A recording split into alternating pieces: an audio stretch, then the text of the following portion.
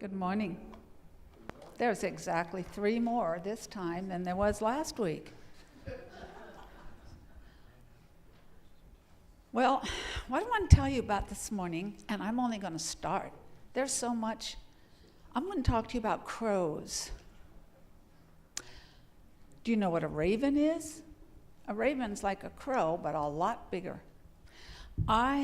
Living out in the walnut orchard, I have a lot of crows, and I have a lot of ravens, and they're enormous. They can fly down, cast a shadow that makes you run to the window and look outside and wonder where that shadow came from. They can be so big. Well, I thought I would like to actually learn more about crows. I saw a story, it's probably been several months ago, on television where they talked about crows and showed all about them. And you know, they are intelligent. They're so smart, you couldn't believe it. Now,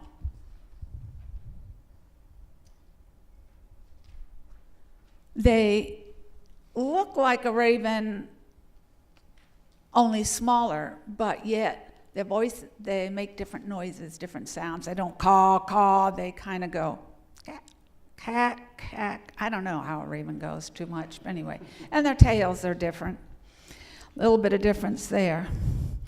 So the next time you happen to go by and see a bunch of crows, and boy, this has got me thinking.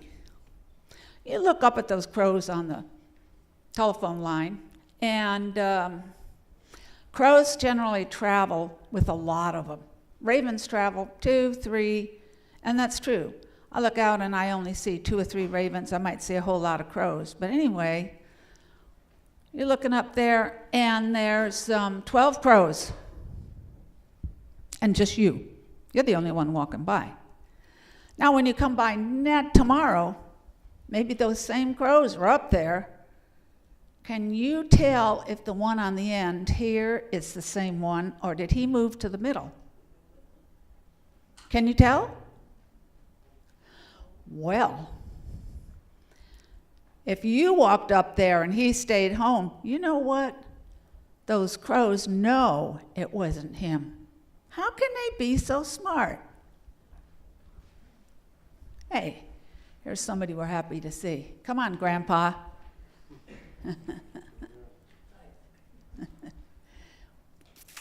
Okay, well, we've got a bunch of scientists in Seattle. They decided that they were going to do an experiment.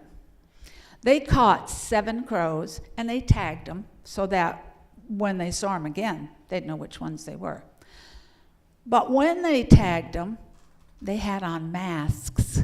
They had these rubber masks that cover the whole face, part of the head, you know, not just like a little thing that covered your eyes. They had a regular mask. And then they let them go. These crows weren't too happy about being caught like that. So these scientists put on those masks, and they went outside, and oh, guess what happened? Have you ever seen a bird dive bomb a person? They can. Patoom. Yeah? You have, huh? It's not fun, is it? Those birds did not like the people in those masks. Now, it's not just that they yelled at them and they dive bombed them. They put those masks on somebody else. So another group of people came out wearing the very same masks. The crows didn't bother them. Only the men that had the masks on when they tagged them were the ones that they attacked. Now, when they took the masks off and went outside, they didn't bother them because they can't see through the masks. And another thing about birds, they hold grudges.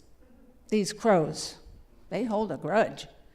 And so, when those 7 birds that were tagged, do you think they're the only ones that attacked the men in the masks? Oh, no. Somehow or other, they have a language. It's only the crow language. And it's a kind of like a dialect. They told bird next door what had happened. So before you know it, lots of crows are attacking these men in those masks, not just the 7 that were tagged. Can you explain that to me? I have no idea how something like that can happen. They have a great memory. I have other stories I could tell on what a memory a crow can have, but next time I tell a story, I'm going to tell you about that.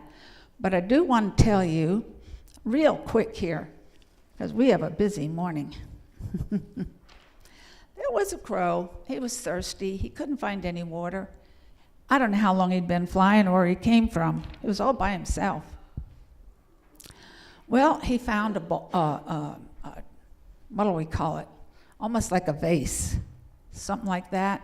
Came in short up toward the top. Hey, there was some water in there in the bottom. You know what he tried to do? Tried to put his head in it. He couldn't get through. It was too far down. And the hole was just a little bit too small. What's he going to do? He really needed that water. Well, now this is a smart bird. He pushed it, couldn't knock it over. What would you do? Drop rocks into it. Oh, you read the story. There was some rocks over there. He picked them up, and he kept dropping those rocks in there until the water came up to the top, and he got his water. They're pretty smart. And there's one other thing I don't understand. Who told them? But they love to eat our nuts. They love to get our walnuts. Well, you know how hard they are to crack. I have to take a hammer or something to knock the walnut over. You probably know what they can do, don't you? Do you know what they do when they get a walnut? They go way up in the air. They get over like our road, which is pretty soft, pretty hard, solid. It's not cement, but it's pretty hard. And they drop it. And when it gets to the ground, it cracks. And then they come down and eat it. I'm telling you, God's been talking to these crows because somebody has taught them something. So that's all I have to say, except that what I wanted to say, there is a moral in this story. Think, work hard, and you can find a solution to any problem. Okay, thank you.